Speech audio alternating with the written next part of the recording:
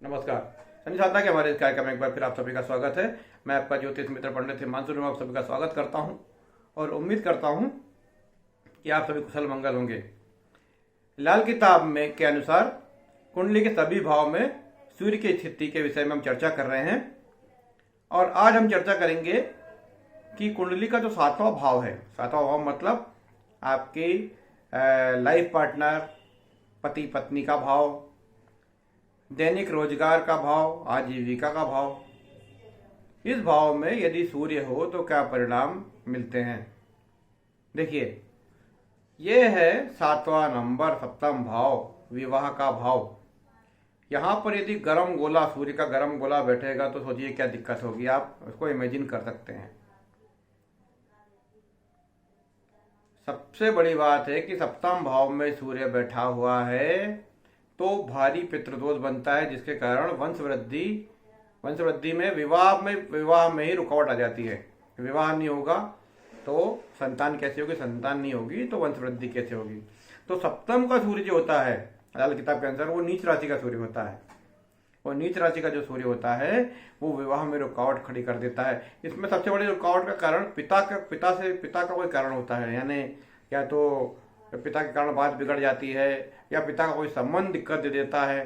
तो जब भी किसी कुंडली में सप्तम स्थान में सूर्य है, उनको विवाह में रुकावट आ रही है, तो वो अपने वैवाहिक संबंध के लिए अन्य संबंधों का इस्तेमाल करें, पिता के संबंधों को छोड़ के, तो जल्दी से जल्दी सफलता मिलेगी।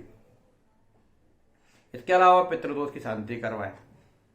देखिए, सप्तम भाव है, 7 नंबर है, यह है शुक्र ग्रह का भाव, वीनस का भाव, और सूर्य ग्रह इस राशि में नीच राशि के हैं।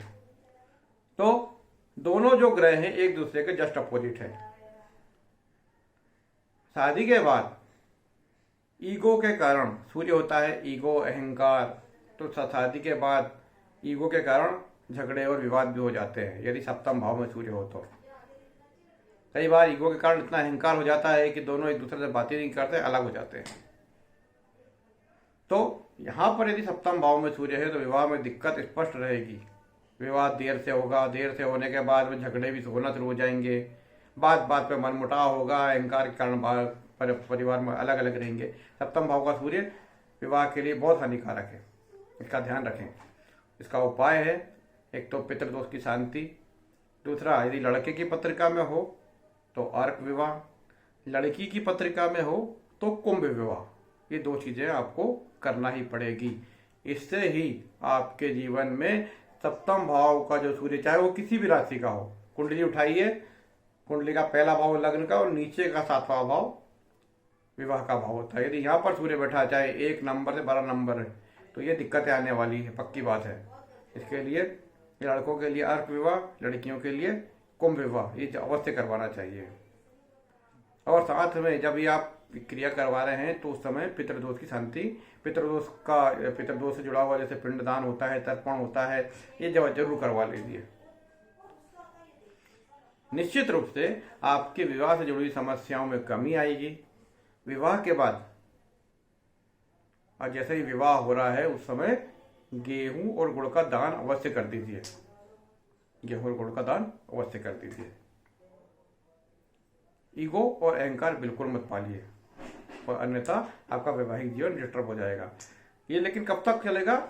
जब आपकी आधी आयु हो जाएगी, यानी कि आजकल जैसे सामान्य आयु मानते हैं हम 70 साल, तो 35 साल तक ये समस्या रहेगी। 35 के बाद धीरे धीरे जब सूर्य ढलना शुरू होता है तो वैवाहिक संबंध नॉर्मल हो जाते हैं, सामान्य हो जाते हैं। तो इस चीज का ध्यान रखिए। सप्तम भाव में सूर्य वैवाहिक जीवन में दिक्कतें उत्पन्न करता है, आजीविका में भी प्रॉब्लम क्रिएट करता है। अहंकार से बचिए, है ना, और भगवान शिव का उपासना कीजिए, क्योंकि यहाँ पर सूर्य गर्म ग्रह है तो भगवान शिव की उपासना आपको शीतल कर देगी। तो भगवान शिव का उपासना करने से आपको बढ़िया रिजल्ट मिलेगा। यदि आपकी कुंडली में भी सप्तम भाव में सूर्य है तो मुझे बताइए, इसका समाधान मैं आपको भेजूंगा। और समय रहते इसका समाधान कीजिए, क्योंकि यदि परिवार में कलह है, परिवार में झगड़े हैं तो जीवन बेकार हो जाता है।